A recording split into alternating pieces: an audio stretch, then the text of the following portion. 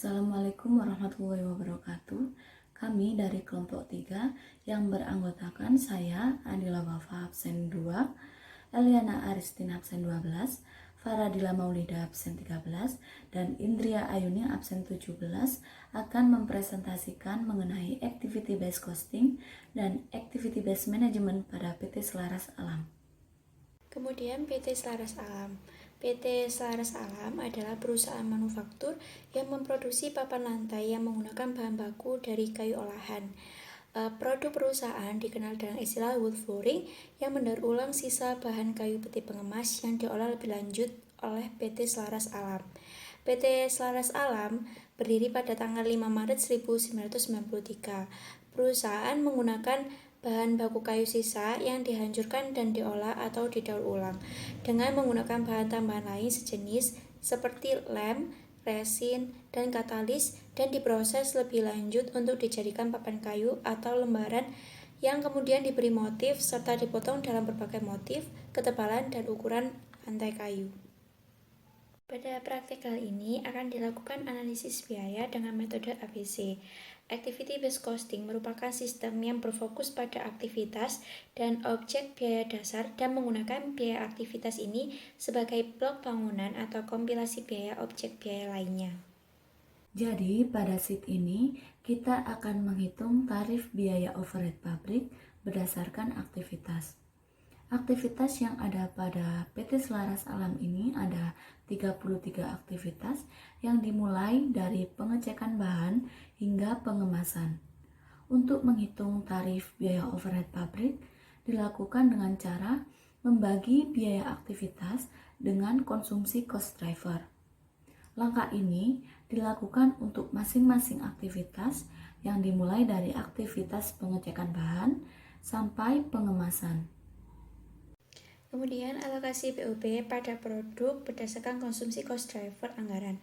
Alokasi biaya adalah pembebanan biaya tidak langsung kepada objek biaya, produk, departemen, maupun proyek.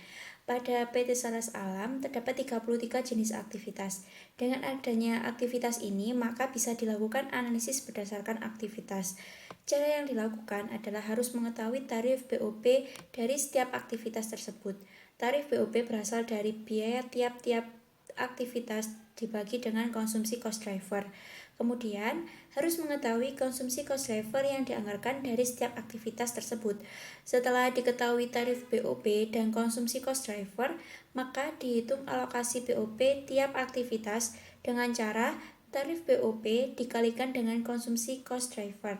Hal ini dilakukan untuk setiap aktivitas pada produk tersebut. Setelah dihitung semuanya, maka hal yang dilakukan yaitu menjumlahkan alokasi BOP tiap produknya. Kemudian dihitunglah tarif BOP per unit dengan cara jumlah biaya berdasarkan aktivitas dibagi dengan jumlah unit produksi standar yang berasal dari konsumsi standar cost driver per unit produk. Perhitungan ini dilakukan untuk semua produk di PT Selaras Alam. Pada tahap ini akan menghitung kartu biaya standar dari masing-masing departemen. Yang pertama, pada bagian bahan baku dapat dihitung total standar cost biaya bahan baku berdasarkan rumus standar price dikalikan dengan standar quantity. Pada tahap kedua, mengetahui standar cost biaya tenaga kerja langsung menggunakan rumus standar rate dikalikan standar hours. Dan pada tahap ketiga, menghitung biaya overhead pabrik ketika menghitung BOP, maka kembali pada ke-33 aktivitas yang sudah dibuat pada sheet alokasi BOP. Dan yang terakhir, mengetahui total standar cost per unit dengan cara menjumlah total standar cost biaya bahan baku, standar biaya tenaga kerja langsung, dan standar cost biaya overhead pabrik, dan semua tahap dilakukan pada masing-masing departemen PT Selaras Alam. Dalam sheet ini, kita akan membandingkan harga pokok produksi berdasarkan VBC dengan harga pokok produksi berdasarkan ABC setiap produk yang diproduksi oleh PT Selaras Alam. Nilai harga pokok produksi VBC didapatkan dari total biaya standar pada kartu biaya standar. Sedangkan untuk harga pokok produk ABC didapatkan dari total biaya standar pada kartu biaya standar ABC. Jika harga pokok VBC lebih besar daripada ABC, maka harga pokok produksi produk tersebut dinyatakan under costing, karena pembebanan yang dilakukan oleh perusahaan menggunakan metode tradisional mengalami kekurangan biaya jika dilakukan metode IBC. Pada slide ini membahas mengenai manfaat ABC pada PT Selaras Alam. Yang pertama, metode ABC dapat digunakan untuk membantu dalam pengambilan keputusan dalam perusahaan. Dan yang kedua, penentuan harga yang sudah melalui sistem ABC akan menghasilkan harga yang lebih baik sehingga bisa bersaing dengan produk jenis lainnya. Dan yang terakhir, dengan menggunakan activity based costing, analisis biaya bisa diperbaiki sehingga pihak manajemen bisa melakukan peningkatan volume atas produk yang memiliki volume jual rendah. Selanjutnya, definisi ABM menurut Blockhart tahun 2007, Activity Based Management merupakan analisis aktivitas yang digunakan untuk memperbaiki nilai produk atau jasa bagi pelanggan dan meningkatkan keuntungan perusahaan. Berdasarkan definisi di atas, ABM mempunyai dua frasa penting, yaitu pertama, manajemen berbasis aktivitas berfokus pada pengelolaan aktivitas untuk meningkatkan nilai yang diterima oleh konsumen, dan yang kedua, pemusatan pengelolaan pada aktivitas untuk menghasilkan laba dari penyedia nilai tersebut. Selanjutnya yaitu membahas mengenai Activity Based Management pada PT Selaras Alam. PT Selaras Alam memiliki 33 aktivitas dalam melakukan produksinya.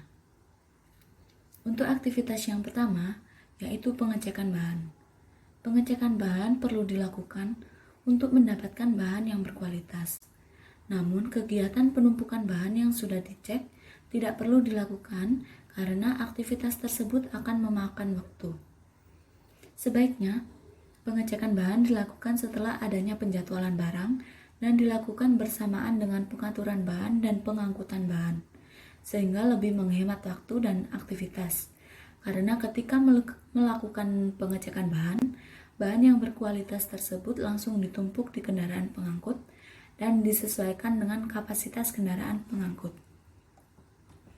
Untuk aktivitas yang kedua adalah penjadwalan. Penjadwalan pengangkutan perlu dilakukan agar perusahaan mengetahui kapan dilakukannya pengangkutan, sehingga tidak terjadi penumpukan bahan di gudang. Sebaiknya, waktu pengangkutan bahan dilakukan berdekatan dengan waktu dilakukannya kegiatan produksi, sehingga dalam menjadwalkan kegiatan pengangkutan harus dilakukan bersamaan dengan penjadwalan kegiatan produksi. Aktivitas ini dapat lebih efisien agar tidak terjadi penumpukan bahan dan lebih efektif. Untuk yang ketiga, yaitu adalah aktivitas pengaturan bahan. Aktivitas pengaturan bahan terjadi kegiatan yang tidak bernilai tambah, sebab barang yang sudah diatur dan ditumpuk harus dibongkar lagi untuk dilakukan penyesuaian terhadap kapasitas kendaraan pengangkut. Sebaiknya, aktivitas pengaturan bahan ini dilakukan bersamaan dengan aktivitas pengecekan bahan, sehingga aktivitas ini lebih efisien, menghemat waktu, dan dimaksimalkan ketika melakukan aktivitas pengecekan bahan. Untuk yang keempat, yaitu aktivitas pengangkutan bahan.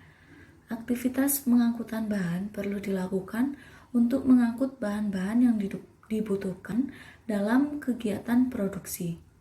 Sebaiknya, aktivitas ini dilakukan ketika sudah mendapatkan informasi dari bagian produksi, sehingga pengangkutan bahan lebih teratur, mengetahui kebutuhan yang akan diproduksi, dan meminimalisir penumpukan bahan.